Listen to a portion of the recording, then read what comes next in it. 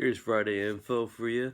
We're interviewing Corinne. We're at the venue, her studios, where she does acting or coaching for actors and stuff like that to get them, hone into their skills. Um, if you haven't subscribed, subscribe. We do interviews for actors, entertainers, musicians, anybody that's in the entertainment world, basically. Apps and things of that nature of on the cell phone heavily because I'm a heavy iPhone user and Android user, so review a lot of stuff like that, and then All right, guys. So you guys take care. I hope you enjoy the interview. Take care.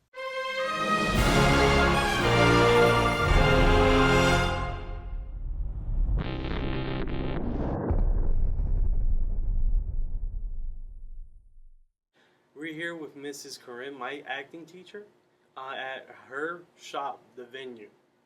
How long have you had this shop? This shop for 2 years, 2 years.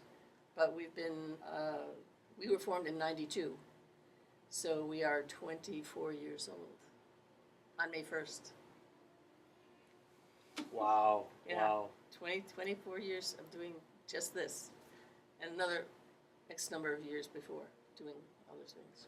So, Corinne, what started the passion of acting? I was a little child, and they were doing a little neighborhood talent show, and my mother asked me if I wanted to do it, and I said yes. And I put on my cute little pink dress with a little parasol, and I sang, "I'm singing in the rain, I'm singing in the rain," and I twirled my parasol, and that's the only words I knew. I was about 4 years old, and of course I didn't win, but I decided as a teenager that this is what I wanted to do with my life. Wow. Yeah, I was always a singer. And who you studied underneath as far as acting teacher? I didn't study acting until I had been professional in theater for 4 or 5 years before I had the opportunity to study with Lee Strasberg out in California. Wow. Yeah. And I stayed with him for 7 years. Um, it was on scholarship, work study scholarship, and the only reason I stopped studying with him, I mean, I've never stopped studying, but the reason I left the Strasberg Institute was because he said, "You must make up your mind. Are you going to be an actress, or are you going to run my school for the rest of your life?" And I said, "Oh, you're making me make a decision. Make a choice, Corinne. You always have trouble with that." I said, "I need a vacation." And I took a vacation, and I decided that I wanted, acting is, there's no choice. I mean, if you're either an actor or you're not an actor. I mean, I'm still an actress. I still do that, but I teach because I love to teach. That's great. And I don't even call it teaching, it's coaching. Coaching. Yeah, because you guys are the explorers. I'm just the guide. That is some serious deep stuff. Oh, wow, deep stuff. Facebook stuff. That's awesome. That's awesome. Yeah, have you through your time coaching actors to become harness the acting talent, their acting talent? Do you see any shooting stars or people that throughout the time just had it, but they didn't put in the time or effort? Yeah, I see that a lot. Yeah. There's a lot of people that, if they really wanted to do it, they could. However, there are other things that take precedent. Families, I've got to have a job. Your family's telling you this is silly, this is stupid. Why do you want to do that? You're not going to be able to make a living. All of that kind of thing. The best person in the world is somebody who's emotionally strong and physically and financially independent, and that makes the job that they do to support themselves a slave to their craft. I learned this very early. The first coach I had out of college said, and he was my mentor. His name was Gene Lasco. He was the head of the directing program at the Actors Studio, and he saw me do some work in college, and he said, I said, if I want to be an actor, he said nice things about me. If I want to be an actor, what should I do? Should I try to get a scholarship to Yale or Carnegie or someplace like that? And he goes, no, learn how to type. What? Yeah. I said, well, what does that have to do with acting? And he says, you'll never have to work as a waiter. You will always be in control of your income. And he was absolutely right. Because in New York and California, and I tell this to young actors all the time, computer skills, keyboarding skills. In New York and California, if you have these skills, you can work for temporary services. You get paid more than you would in a full-time job. You can tell them, I can't work today, and they're not going to fire you because they need you. They're making money because they're sending you on a job that somebody else needs, and they need somebody temporarily until somebody else can start, or that kind of thing. I worked for some terrific companies. I worked for Lanvin Parfums in New York City for 2 weeks while I was, waiting for my job to kick in. And I had great experience. I learned my way around New York City really well. Wow. Yeah, and I was getting paid more than I would have. I could make in a 20-hour week. I could make as much as I would make in a 40-hour week at a regular job. Wow. Yeah.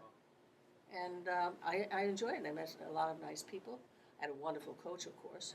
And it left me the opportunity to be able to study and to audition.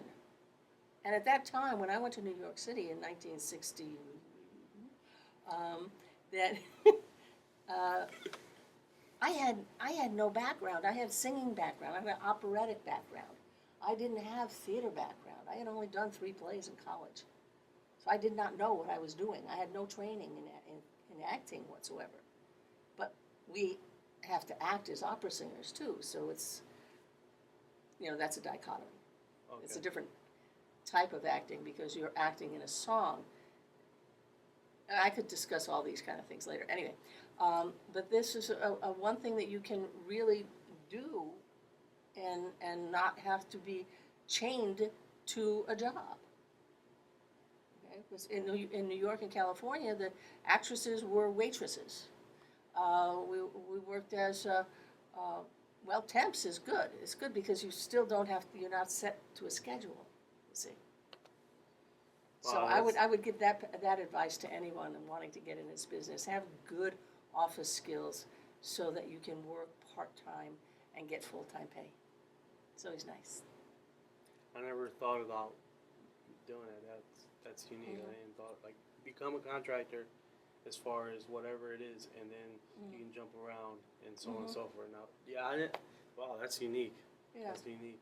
Oh, I'm sure I said it while you were in class. I'm sure. But there was so much stuff flying Yeah, it's at a you lot at of that stuff. time. It's like, whoa, you're getting hit here and hit there. When I finally started studying, I was confused because what I had been doing on stage for 4 or 5 years was so totally different than what I was learning at Strasberg. I had to relearn the whole me of acting. And a lot of times people come to my studio and they don't get it. It doesn't happen right away. It doesn't happen. It doesn't happen in 8 weeks. It doesn't happen in even 12 weeks or half a year. Sometimes Lee used to say it takes 3 years. 3 years. And I really believe it because when I really, and I'm very stubborn, clicked in, I was in my second year of studying. And all of a sudden it clicked and I went, aha. It's like you're pressing your face up against a plain glass window and you can't get through, and all of a sudden you break through and you go, why was it so hard? It's like when you finally learn how to tie your shoes, you never have to think about it ever again. When you finally click in emotionally to a character and the audience fades away and the only moment that exists is the moment between you and your partner. And you don't think about anything else but the moment on the stage. It's a blessing. You're in a state of grace. Lee would say you're now in a state of grace. Wow, that is deep. Yeah. It's true though. It's true, and I see it happen all the time with the people I coach. My students, are they students? They're students of life. As an actor, you're a student of yourself because this is the only thing you have to work with. You don't have a violin, you don't have a piano, you don't have a libretto that you have obligation to, libretto being the music. You don't have that as an actor. All you have is this. This is your instrument. So you have to learn how to play it. You didn't learn how to, did you ever play an instrument? No. Well, can you imagine sitting down at a piano the first time, and your parent or your guide, your teacher, puts Rachmaninoff's piano concerto in front of you and expects you to play it? Not gonna happen. It takes years and years and years of practice to do that. The same thing with actors. A good actor never stops studying. That's one of the things the Actors Studio is for. And that's what the Venue Actors Studio is for. A place where you can come back and you say, I'm in trouble, I can't get this character, and we sit and work. I noticed that a lot of actors, if it's not being, they have more and one skill, like an artist, being an artist, like drawing or something like that, or painting. And I see that with a lot of people. Just like not necessarily drawing. They could be a singer. They can be, artists in different aspects. Mm-hmm. But I think, in essence, you have to be a type of artist to yourself, because it is art, Mm-hmm. I believe, and that it's difficult to grasp if you're not doing it all the time. You can be a part-time artist of any kind as long as you continue to practice that craft. You really have to be multifaceted with not yourself, Mm-hmm. but with different parts of your emotions, and be controlled, and Yeah. learn how to control. And I don't know, sometimes you got to be vulnerable. As scary as that. That's the hardest thing, I think, for most actors, because imagine when you were a kid, did you play in a dirt pile with trucks and stuff like that, and blocks and things, right? And you get to be a tween, 10, 11 years old. A queen? A tween. Tween. Tween. Okay. That's what they're called now. They're not quite a Oh teen. my God, I was a drag queen. They're not quite a teenager, and they're not a little kid anymore. They're a tween. They're in between. Okay? And all of a sudden people start saying, don't do that, it's silly. And every one of you out there has had this happen to you. All of a sudden, all that play gets stuffed down inside of you, and you stop playing. And now you've got to be serious, because you're a teenager. You've got to be serious, or you're out of control, or you're not taking life seriously. You've got to be serious and plan for your future and all this other stuff. And then you decide that, oh gosh, I miss this. I miss it when I was playing in school and playing acting and creating that kind of stuff. And you come back to do an acting class, and all of a sudden I'm going to say, open up. Or you go out into the real world after doing all this stuff in school. You got to learn this, learn that, learn this, learn that. And you get a job in a field of let's say, advertising, or even engineering, okay? And all of a sudden your boss says, use your imagination. You have no idea what that is, because you've been stuffing it down inside of you for all these years for what the system says that you have to learn in order to be a successful adult. And all of a sudden somebody's saying, be creative. And you're going, I don't know how to do that. And those of us who are attracted to these performing arts, we have this problem too, but it's different, because we want to let this little person inside that's 12 years old come out and play again. And we create other people. That's what we do. We don't create artwork that you can see on a wall. We create a different person. Dustin Hoffman is wonderful at this. Every time he has a role, he's a different person. Al Pacino is fabulous at this. Okay? And they studied with the person I studied with. And this is what we learn. to be a really qualified, good actor. An actor makes you, the audience, believe we are who we say we are. I believe I am who I am. And when I'm playing someone else, I believe I am that person. And I enjoy the heck out of it because I can be pretty dull. And it's so much nicer to be somebody else all the time rather than always having to be me. I hear you. Yeah. Wow. Silly.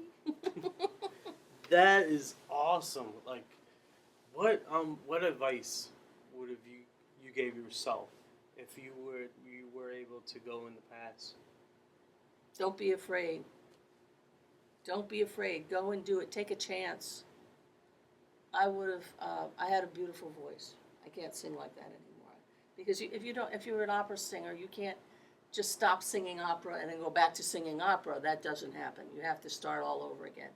And if someone had told me when I was 20 years old, go to New York, stand at the backstage door at the Metropolitan Opera, and sing until somebody says, "Shut up!" or "Come here, kid, let me help you. You got a great voice, let me help you." I would have done it. If somebody had said, "Do it," I would have done it. When Gene Lasco said to me, "Come to New York," you can type, "Come to New York. Find a place to live. Talk to everybody you know that knows people in New York City. Get a list of names and phone numbers if you can. Go to New York City with a bunch of dimes." It was a dime for a phone call back then. I'm old, okay? Go to New York with several rolls of dimes and call everybody. Sign up to stay at the Y, okay, for a week. This is what he told me. This is exactly what I did. And I called everybody on that list. I found somebody who said, "Yes, I have a sofa you can sleep on. We're not there during the day. We don't care, and I bought food. I fed these people. I kept their place clean.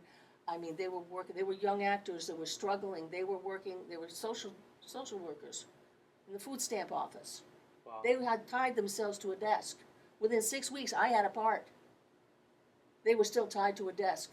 And they were sitting there, "How did you do that?" And I said, "You tied yourself to a desk." I didn't tie myself to a desk. Okay, but I did exactly what he told me to do. He said, "Then when you get yourself settled and you sign up for to be a typist of Kelly Services, I think it was back then," he says, "Then here is my card. You call me and I will teach you how to do this." And he taught me how to read the trades. The places where they list, we have a whole different world now. It was a newspaper that came out every day and they listed all the auditions that were coming down. And he says, "So sign up for a class. Here's a class I want you to sign up for." Signed up for that class. I went to that class every chance I could. Listened to him. He taught me how to cold read.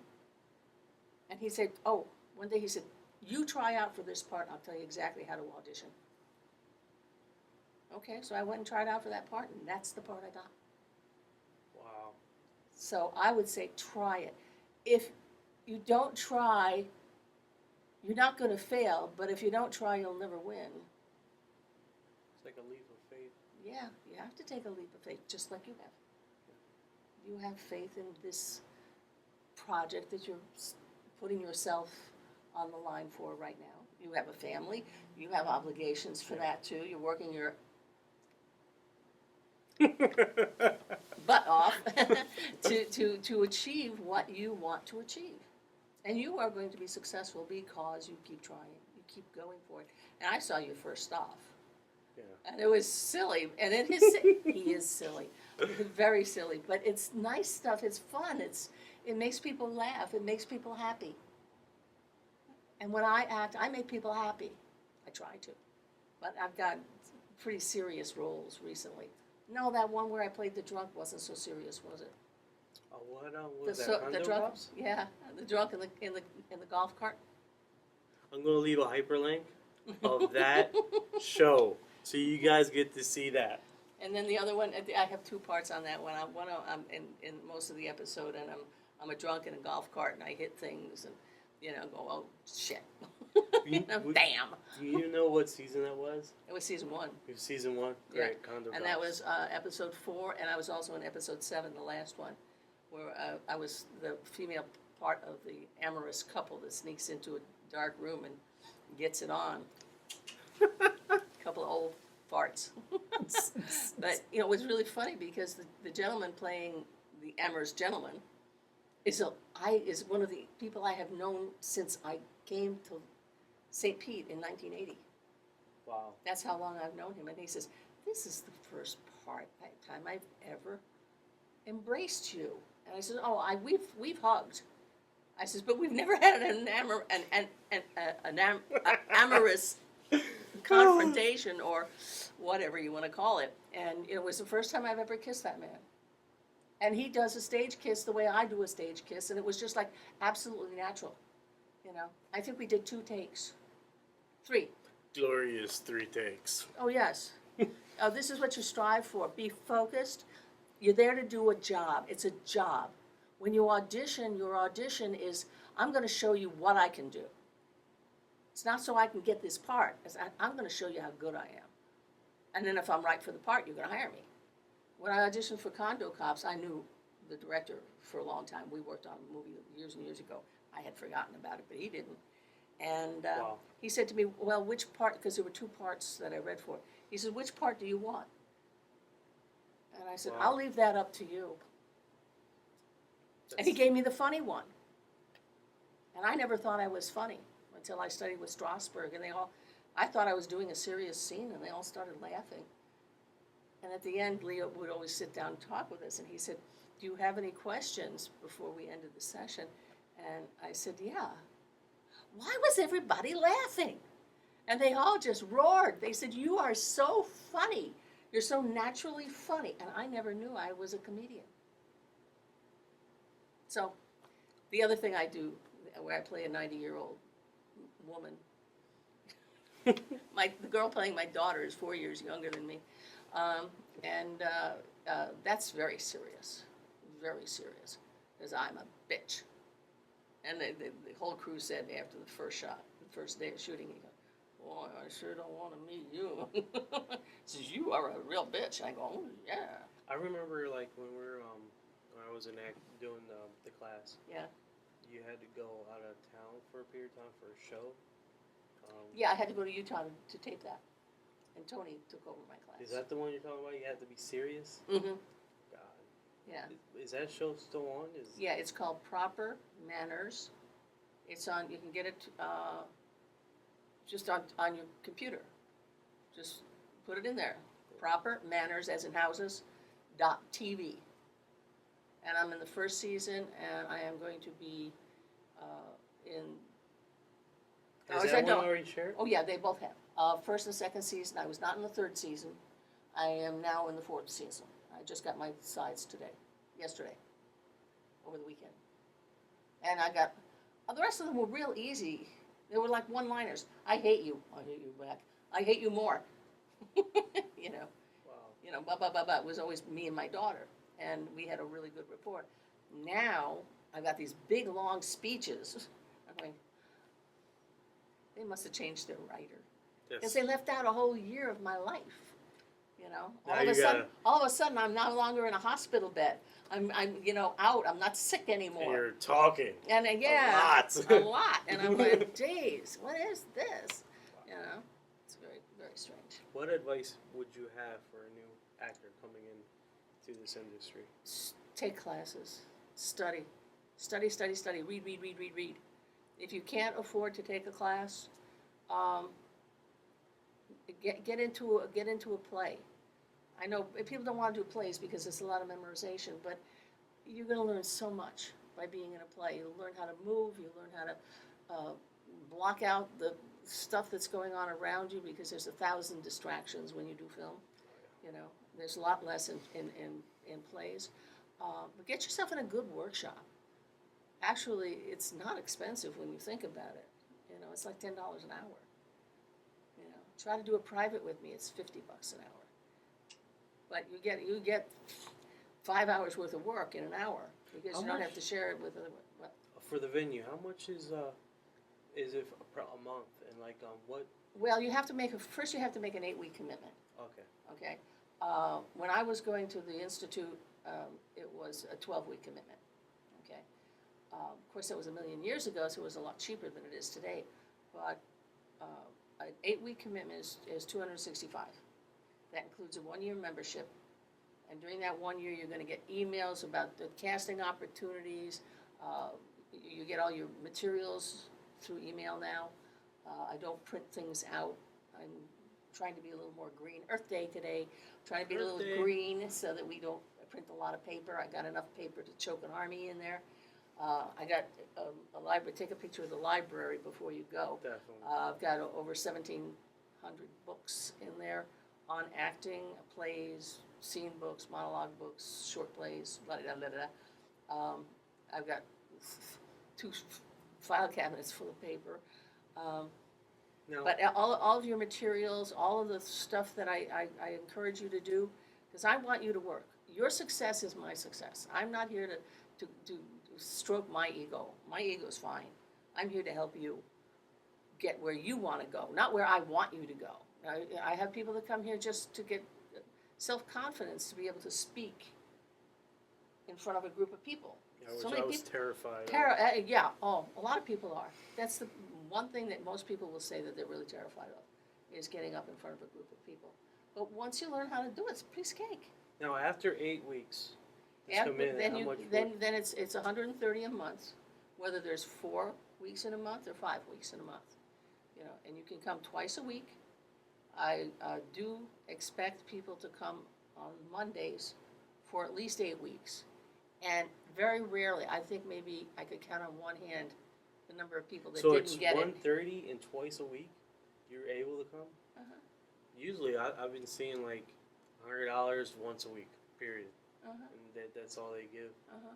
So that's double the training. Oh, yeah. Oh, yeah. Because I think the more you do it, the better you get. It's like when you were a little kid and you had to learn the alphabet. The more times you tried to do it, the better you got at it. Within a month, you learned it, Right. okay? And like when your mother taught you to tie your shoes, you know? You tried it every day, you wanted to do it. How about riding a bicycle? That was really important Yeah. as a kid, right? Because Very everybody important. else was doing it. Not only that, it was your freedom. Yeah. You could go to the park. You could go to the swimming pool. You had freedom, okay? So it took you about 30 days to learn how to ride a bike. Because you have to get your balance and everything going on, you know? How about roller skating? Anybody roller skate? Okay, yeah, okay. That's another one. Driving a car. Good times. Probably the most terrifying time you ever will have in your life is the first time, and we had stick shifts. We didn't learn, automatic, First time you had to parallel park. They don't even make you do that anymore, okay? But, to back up and use the clutch and to go forward and use the clutch. It took a couple weeks before you got the hang of doing it because you only had an hour every week, maybe twice a week. No, I think it was once a week to learn that. And your parents wasn't going to let you have their car to try. No way, Jose. Yeah, You my know? dad was like, "No, you're not having my car." It's like, that's the one I was training on. Mhm. It's like, no, you get your mom's car. I'm like, Yeah. Great. No, I was not allowed. I didn't get my driver's license until my senior year in high school because I was one of the younger kids. I started before my birthday, which was in October. So I was still 17 in my senior year. I turned 18 in college. And they went by your birthday, so I couldn't get driver's ed until January of my senior year. What? Yeah. Because that's when I was 17. Okay? And the first time I drove at night, we had this little place where we would go dance. It was the mid-60s, okay? And we would all go and dance, at night and on the weekends. And the first time I was driving back with my mom's car, my teacher was county sheriff in the summertime. And guess who turned his lights on? Stops me. He did. Of course. And he told us he was going to do it. He says, don't be surprised the first time you get stopped. It'll be me. And I got stopped. I said, "What did you stop me for?" He goes, "Nothing. He just wanted me to sweat." Boy, Oh, God. that's an acting experience. You know, that's what we call a sense memory. Okay? You remember that moment, that first time that you got stopped, and it was your friend, the cop, who I babysat for all through high school. Okay? He was the one of the coaches at the school. They taught driver ed. So it was my teacher that stopped me, and you know, I knew it was him. I knew he was busting my chops. But still, you think your whole heart goes like this. All of a sudden you flush, or what did I do wrong? What did I do wrong? So all of us, those are called sense memories, and this is one of the things that we count on as actors. It's a little filing cabinet that we have inside of us. That we need to get back in touch with those things because somebody, when you were 12 years old, said, "Don't do that. It's silly." Do it. It's not silly. I remember, like, I was reading a script you gave us, and it just triggered a memory that I had. I remember that. Man. And the first time I did it, and those feelings just came back up to the surface, Mm-hmm. and just to get through it.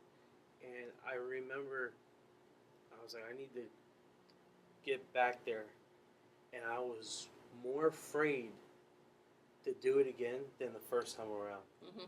And it was just like, I know I'm going to this place, and it was scary. It was just scary. And I remember, you know, from all the speeches you gave us, it was like, sometimes you just gotta do it afraid. Just do it scared, Mm-hmm. but just do it. Mm-hmm. And I was just like, and I went through with it, and I got there again. God, my hairs are standing up on my legs, but I realized, And they're hairy legs too. yeah. And I realized it's like that's what's gonna take. Mm-hmm. You gotta get into the deepest, most crevice parts of your being sometimes, Mm-hmm. and coexist in that moment. And it's scary. Yeah. But you know what? For those of us who are watching this, wow. She's just saying that. Wow. She's just No, saying- it's true. When you experience that as an audience member, you know it. You're feeling what that person's feeling. You know, we cry at movies. We become frightened. You know, a lot of movies I watch, you know, I because I don't believe it. I don't because they're not feeling it. And when an actor feels it, Lee Strasberg used to say, an actor is in a state of grace because you are actually living that character's life, even though that's what we call a substitution or an as if, because it was so connected to something that had happened in your life. And to be able to make that connection and feel confident to allow people to see it, that much of your soul, it's just this much of a peek. It's a peekaboo, like for a little kid. It's just a peekaboo. I mean, it's like, and I see it with some actors. Other actors fight it. They resist it like crazy. You know, they say, "I can't do that. I can't do that." No, you will not let yourself do that. Right. And to allow yourself to do that, it's a blessing. I mean, God, I wish I had a videotape of that. But you have it here.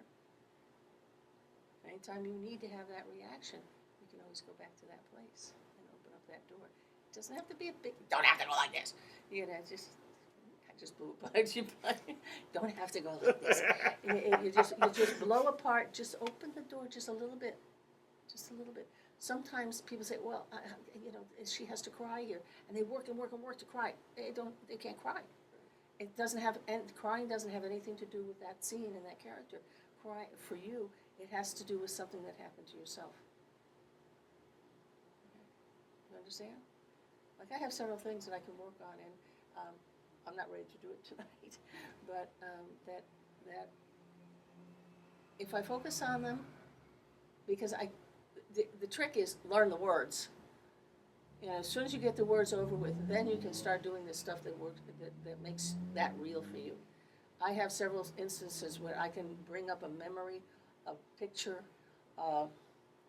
something that I saw, something that I drove by that will just bring the tears right to the surface, and then fight them. Stay there, but fight them, because nobody wants anybody to see them cry. But when you do it on film, you know what happens? Your eyes get red. When you're feeling those things, your eyes get red and people go, oh. That moment for me when I was in college was I had to kiss this guy that I was doing the scene with for Jean's directing class. And I was good enough at that point where I could block out the audience. I could block out, keep the fourth wall going. And I really had a crush on this guy, okay? And he had to kiss me.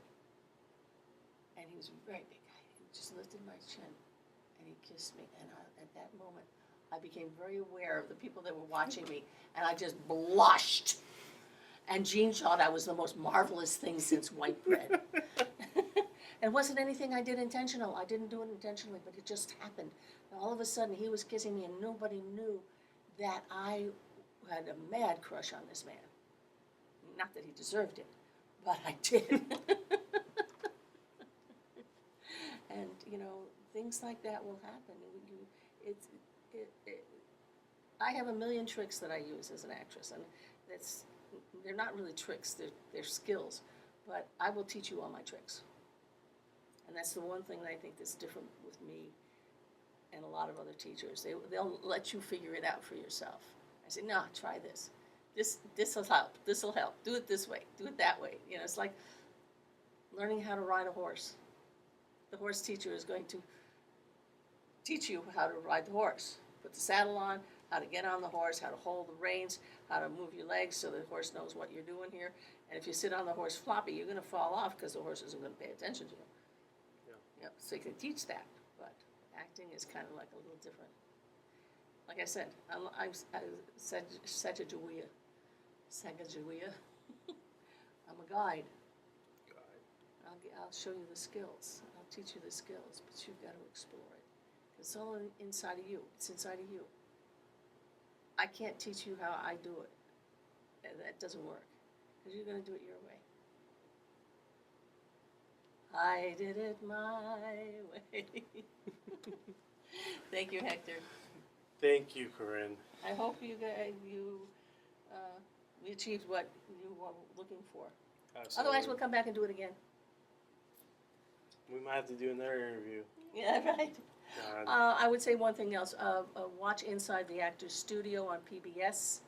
Look it up in your TV guide and TiVo it, and watch them over and over again. Anytime you have the opportunity to watch or listen to an actor talking about acting, especially good actors, Academy Award winners, you will learn in time that there are more Academy Award winners who studied with Strasberg or people who studied with Strasberg than any other group of people in the history of the Academy Awards. So, Actors Studio, Inside the Actors Studio, and the other programs that have conversations with actors. Actors on Acting, I think it's called. Take advantage of them. They're free. They're on TV. TiVo it. Watch it in your time. That concludes our Friday info. So anybody knows, we are at the venue. This is where you will stand and read your script and act. Or sometimes you have a scenario and they learn it for a few weeks and they play out right here. Mm-hmm. So, Info Friday. Come sit in sometime. Just give us a call. I think we're gonna put the phone number on the screen. Wait, it'll go this way. 822-6194. And it's Venue Actor Studio.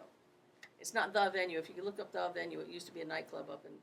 Don't do that. Don't go there. Don't go to the nightclub. They have fights there.